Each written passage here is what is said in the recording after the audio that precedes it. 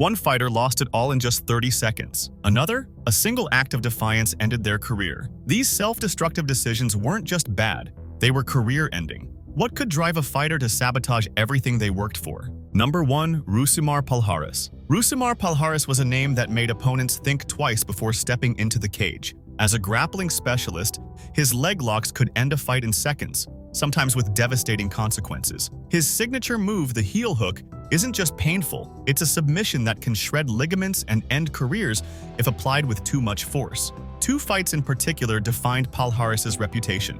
At UFC 111, he faced Tomas Drawal. Drawal tapped almost instantly once Palhares locked in a heel hook, but Palhares didn't let go. The referee had to physically intervene, and Drawal left the octagon with significant damage to his knee. Then came the Mike Pierce fight at UFC Fight Night 29. Once again, Palhares held on to the submission far longer than necessary, even as referees and Pierce himself frantically tried to stop him. Dana White later called Palhares a danger to everyone in the sport, and the UFC banned him outright for ignoring fighter safety. Number 2. Ronaldo Soal. Ronaldo Soal, better known as Babalu, wasn't just another face in mixed martial arts. He was a battle-tested veteran with a career spanning Pride, Strikeforce, and the UFC. Heading into UFC 74, he had a reputation as a skilled and gritty competitor who brought toughness into every fight. But that night, all of it, his hard-earned respect, his accomplishments, would be eclipsed by a single decision. His opponent that evening was David Heath, and the fight was as intense as expected. Soal dominated in the second round, trapping Heath in a vicious anaconda choke, a submission hold designed to force an opponent to tap or pass out. Heath tapped again and again, but Soal wouldn't release his grip.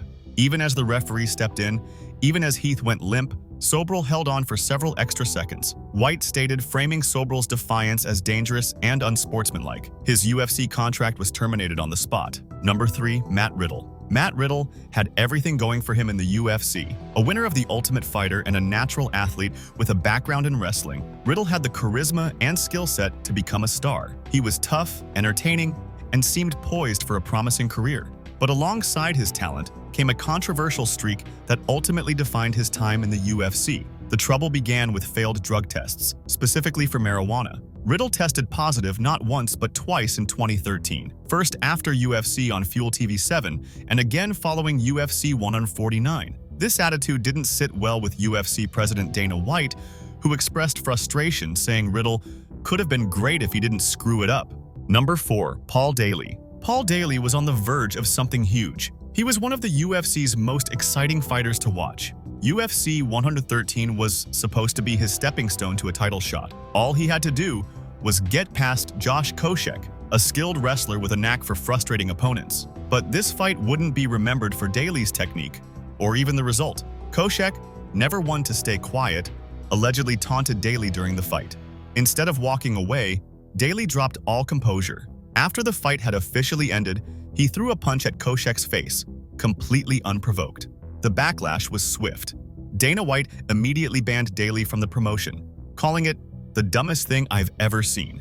Number 5. Jason High. Jason High was a seasoned fighter, respected for his technical skills and durability in the cage. But at UFC Fight Night 42 in 2014, his emotions got the better of him in a way that would change the trajectory of his career forever. Facing Rafael dos Anjos, High struggled through the fight, ultimately losing by TKO in the second round. Frustrated and convinced that some of dos Anjos' strikes were illegal shots to the back of his head, High allowed his anger to boil over. As referee Kevin Mulhall stepped in to declare the stoppage, High did something unimaginable. In a flash of misplaced rage, he shoved Mulhall, a decision he likely regretted within seconds. The shove didn't just end High's UFC career, it became a cautionary tale. To this day, the incident is used in referee training to underscore the importance of authority in the octagon. Number 6. Thiago Silva. Thiago Silva was once a feared contender in the UFC's light heavyweight division, known for his raw power and aggression inside the octagon. But what happened outside the cage ultimately overshadowed his fighting career. In 2014, Silva's personal life took a dark turn when a standoff with a SWAT team made national headlines. The ordeal began with allegations that he had threatened his ex-wife with a gun, sparking a dramatic police response that left Silva's future hanging by a thread. The footage, recorded by Silva's ex-wife, showed him wielding a firearm and making terrifying accusations. With this undeniable proof, the UFC had no choice but to release him permanently. Number 7. BJ Penn. BJ Penn was a fighter who wasn't just good, he was one of the greatest. As a two-division champion who held both the lightweight and welterweight belts, Penn cemented himself as a UFC Hall of Famer and a true pioneer of the sport. But the back half of his career told a much different story, one of decline and heartbreak.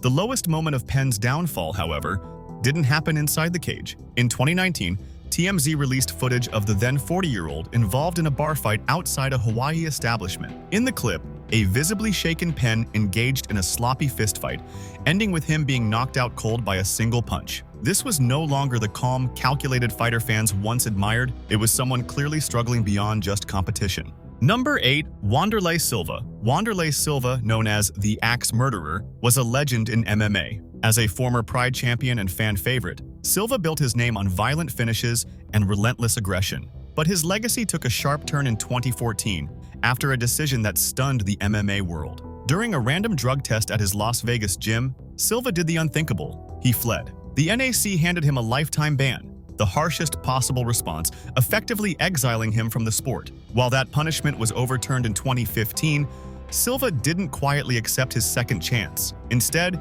he publicly accused the UFC of corruption, likening the promotion to a circus. The UFC responded by suing Silva, ensuring their relationship was beyond repair. When the dust settled, he was released from his contract, his UFC career in ruins. Number 9. Igor Severino. Igor Severino walked into UFC Vegas 89 with potential and an opportunity to make his mark on the sport. Unfortunately, what should have been the start of something promising turned into one of the most bizarre and infamous debuts in UFC history. Facing Andre Lima, Severino found himself in a grappling exchange on the ground during the second round. Then, in a shocking and desperate moment, he bit Lima on the bicep during a takedown attempt. The act left the crowd stunned, and when referee Chris Tognoni spotted the bite, he immediately stopped the fight. The aftermath was swift and brutal for Severino's career. Dana White wasted no time announcing his release, calling it a wasted opportunity and adding, "Now he gets cut and loses the biggest opportunity of his life."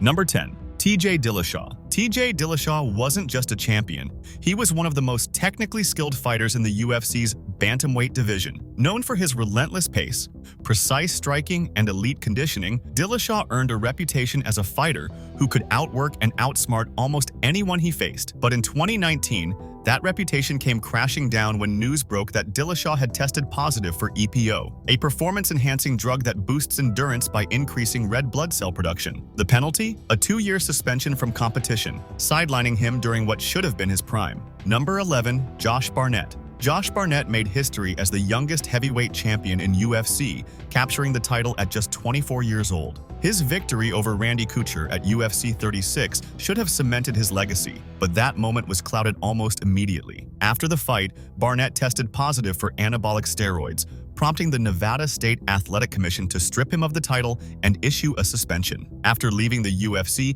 he found success in other organizations, including Japan's Pride Fighting Championships, but the accusations of performance-enhancing drug use followed him everywhere. His career took another hit in 2016 during his UFC return, when he tested positive for Ostarine, a banned substance. The result? A 2-year suspension that further tarnished his reputation and derailed any hopes of reclaiming his former glory. Number 12. Royce Gracie. Royce Gracie is the name that launched Brazilian Jiu-Jitsu into the spotlight. In the early UFC days, Royce's mastery of submissions proved the effectiveness of grappling against larger, stronger opponents, transforming mixed martial arts forever. He wasn't just a pioneer, he was a symbol of martial arts purity. But in 2007, that image was shattered. Following his rematch with Kazushi Sakuraba at a Strikeforce event, Gracie tested positive for anabolic steroids. The result sent shockwaves through the MMA world. Fans who had idolized him as a purist of martial traditions were left stunned.